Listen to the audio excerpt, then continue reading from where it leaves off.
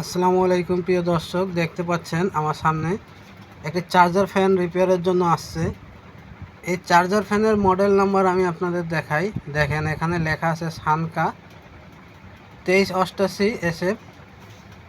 তো এর প্রবলেম হচ্ছে এটা অন করার পরে 1 থেকে 2 মিনিট ফ্যান চলে, এরপরে বন্ধ হয়ে যায়।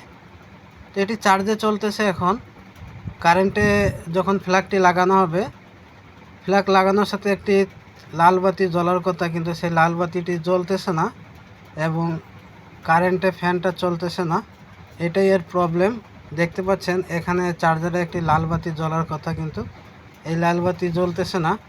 আর এই লাল বাতি না জ্বলার কারণেই এর ভিতরে থাকা যে ব্যাটারিটি আছে, এই ব্যাটারিটি চার্জ হচ্ছে না, যার কারণে 1 থেকে 2 মিনিট চলার পরে ফ্যানটি বন্ধ হয়ে যাচ্ছে। এই 1 থেকে 2 মিনিট ফ্যান চলে শুধুমাত্র নতুন ব্যাটারি লাগানো এতে, এজন্য। তো এটা রিপেয়ার করার জন্য আমাদের এই ব্যাক কভারের যে স্ক্রুপগুলো আছে এগুলো খুলে নিতে হবে। আপনারা যারা নতুন টেকনিশিয়ান ভাই আছেন, এখনও যারা আমার চ্যানেলটি সাবস্ক্রাইব করেননি, স্টেপ বাই স্টেপ আমি ভিডিওগুলো দেখাবো আপনাদের। যারা চ্যানেলটি সাবস্ক্রাইব করেননি, চ্যানেলটি সাবস্ক্রাইব করে বেল আইকন অন করে দিন, এরকম নতুন নতুন শিক্ষণীয় ভিডিও সবার আগে পাওয়ার জন্য। আর যারা আগে থেকে সাবস্ক্রাইব করে রেখেছেন তাদেরকে অসংখ্য অসংখ্য ধন্যবাদ। তো এর স্টেপ বাই স্টেপ আমি আপনাদের দেখাবো যে এই ধরনের প্রবলেম আসলে আপনারা কোথা থেকে শুরু করবেন, কিভাবে চেক করবেন। এখানে দেখেন একটি ট্রান্সফর্মার লাগানো আছে, আমি আপনাদের দেখিয়ে দিচ্ছি। এই যে সাদা তার দেখতে পাচ্ছেন, দেখেন এটি হচ্ছে ট্রান্সফর্মার। এই ট্রান্সফর্মার মাধ্যমে দুটো তার আসছে সার্কিটের ভিতরে। এই দুটো তারের মাধ্যমে সার্কিটের ভিতরে ভোল্টেজটি ইনপুট হয়। তো আমরা এই ফ্ল্যাগটি লাগিয়ে দিচ্ছি। আগে আমরা এই 2 তারে ভোল্টেজটা মেপে দেখব। ভোল্টেজটা মাপার জন্য আমাদের একটি ডিজিটাল মিটার নিতে হয়েছে। ডিজিটাল মিটারটি আমি এসি রেঞ্জে সিলেক্ট করে রেখেছি। যেহেতু ট্রান্সফর্মার থেকে যে লাইনটা সার্কিটের ভিতরে যায়, ওই লাইনটা হচ্ছে এসি ভোল্ট থাকে, মানে অল্টারনেট এসি ভোল্ট। দেখতে পাচ্ছেন এখানে মিটারে 00 দেখাচ্ছে, কোনো ভোল্টেজ শো করতেছে না। যদি এখানে ভোল্টেজ শো করতো তাহলে আমরা বুঝতাম যে সার্কিটে কোনো ফল্ট আছে। এখানে যেহেতু কোনো ভোল্ট নাই, সেহেতু বুঝতে হবে ট্রান্সফর্মার প্রবলেম হয়েছে। এছাড়া মিটার ছাড়াও যদি আপনারা মাপতে চান বা বুঝতে চান যে ট্রান্সফর্মার ভালো আছে নাকি নষ্ট হয়ে গেছে, এরও একটা উপায় আছে। এখান থেকে তারটি ছাড়িয়ে নিতে হবে। সার্কিটের যে তার দুটো লাগানো আছে এটি ছাড়িয়ে নিতে হবে। এটি হচ্ছে হাফ ওয়েভ ট্রান্সফর্মার, এটা দুটো তার থাকে। আর যেটা ফুল ওয়েভ ট্রান্সফর্মার থাকে, সেই ট্রান্সফর্মারে 3টে তার থাকে আউটপুটে। দেখেন এই 2 তার আপনারা একসাথে শর্ট করবেন। আমি আপনাদের দেখিয়ে দিচ্ছি। এখানে একটু তার কেটে গেছে, সেজন্য আমরা এই কাটিং প্লাস থেকে কেটে একটু ওয়্যারটি বের করে নিব। এই 2 তার আপনারা একসাথে ধরবেন, ধরার পরে ফ্ল্যাগটি লাগিয়ে দিবেন। এখন এই তার দুটোকে এইভাবে শর্ট করবেন। দেখেন কোনো স্পার্ক হচ্ছে না। যদি ট্রান্সফর্মার ভালো থাকতো তাহলে স্পার্ক করতো। এখন এই ট্রান্সফর্মারটি ভালো আছে না একেবারে নষ্ট হয়ে গেছে সেটা দেখার জন্য এই স্ক্রু দুটি খুলে ট্রান্সফর্মারটি বের করে আনতে হবে। ট্রান্সফর্মারে যদি লাইন না থাকে সেক্ষেত্রে সার্কিট খোলার কোনো প্রয়োজন নাই, ট্রান্সফর্মারটি খুলতে হবে।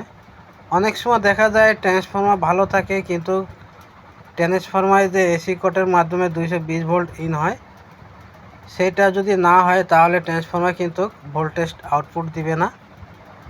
তো এর যে ইনপুট এসি কট আছে, এই এসি কটটাও চেক করে দেখতে হবে আমাদের। এসি কট চেক করার জন্য আমাদের এই ট্রান্সফর্মারটি খুলে বের করে আনতে হবে। আর এই সব কাজ করার জন্য আপনার যেটা প্রয়োজন হবে সেটা হচ্ছে ধৈর্য। ধৈর্য হারাবেন না। অনেক নতুন টেকনিশিয়ান ভাই আমাকে কমেন্ট করেন যে স্যার, আমাদের কাজগুলো করতে করতে আমাদের খুব খারাপ লাগে, ধৈর্য হারা হয়ে যায় আমরা। তো ধৈর্য হারা হলে হবে না, এইসব কাজ হচ্ছে ধৈর্যের কাজ। ধৈর্য সহকারে কাজ করবেন, কাজগুলো বুঝে শুনে করতে হবে। তো দেখেন আমি ট্রান্সফর্মারটি খুলে বের করে নিয়েছি। আপনাদের দেখাবো এই এসি যে ইনপুট হচ্ছে, এখানে দেখেন একটি জয়েন্ট আছে। জয়েন্ট থাকুক আর না থাকুক, এসি ইনপুট যেখানে হবে সেখানে তারটি এভাবে কেটে নিতে হবে। আমরা প্রথমে এখন চেক করব আমাদের যে এসি কট আছে, ট্রান্সফর্মার যে এসি কট, এই এসি কটটা ভালো আছে কিনা এটা আগে দেখার বিষয়। এসি কট দেখার দুই ধরনের নিয়ম আছে। এক নম্বর নিয়ম হচ্ছে আপনি মিটার দিয়ে চেক করতে পারেন, আর যদি মিটার না থাকে সেক্ষেত্রে আপনাকে সিরিজ ল্যাম্প দিয়ে চেক করতে হবে। তা আমি মিটারটি বার্জার মোডে সিলেক্ট করে রেখেছি। যদি তারগুলো ভালো থাকে, এসি কটের তার দুটো যদি ভালো থাকে তাহলে পিপ সাউন্ড আসবে। দেখেন আমি আপনাদের দেখিয়ে দিচ্ছি, এভাবে পিপ সাউন্ড আসবে। এক একটা করে এরকম চেক করে নেবেন। যদি পিপ সাউন্ড আসে দুটোটাই, তাহলে বুঝতে হবে এসি কট ভালো আছে। আর দুইটার একটা যদি না আসে তাহলে বুঝতে হবে এসি কটে প্রবলেম আছে, এসি কটটি নষ্ট হয়ে গেছে। এখন আমি এসি কটের মাথায় একসাথে করে ডাইরেক্ট সিরিজ ল্যাম্পে দিয়েছি। দেখতে পাচ্ছেন সিরিজের বাল্বটি জ্বলতেছে।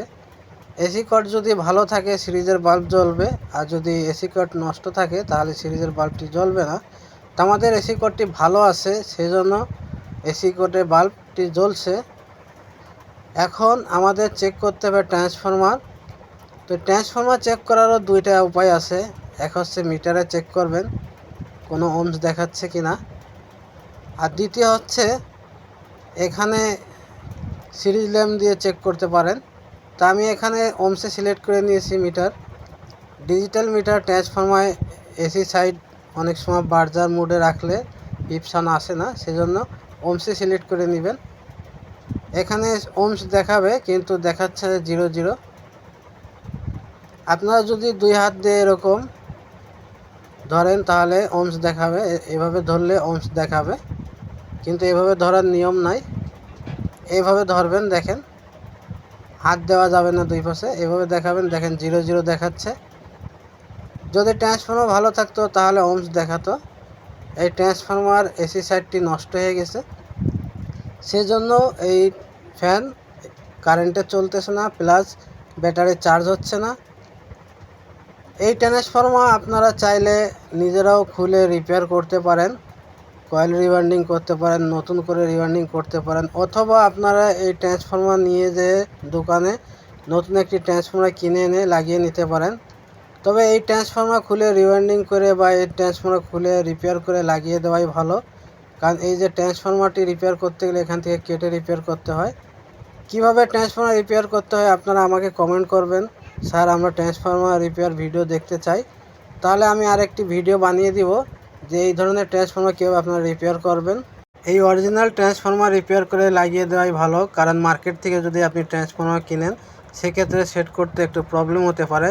ওই ট্রান্সফরমার মার্কেট থেকে আনার পরে দেখা গেল যে স্ক্রুপের জায়গাগুলো মিলতেছে না, হয় একটু ছোট হয়ে গেছে, না হয় বড় হয়ে গেছে।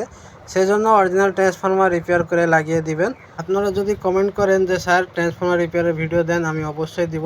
এই ভিডিওটা ভালো লাগলে ভিডিওতে লাইক কমেন্ট শেয়ার করতে ভুলবেন না। আবার দেখা হবে কোনো শিক্ষণীয় ভিডিওর সাথে। সেই পর্যন্ত সবাই ভালো থাকেন, সুস্থ থাকেন। আল্লাহ হাফেজ।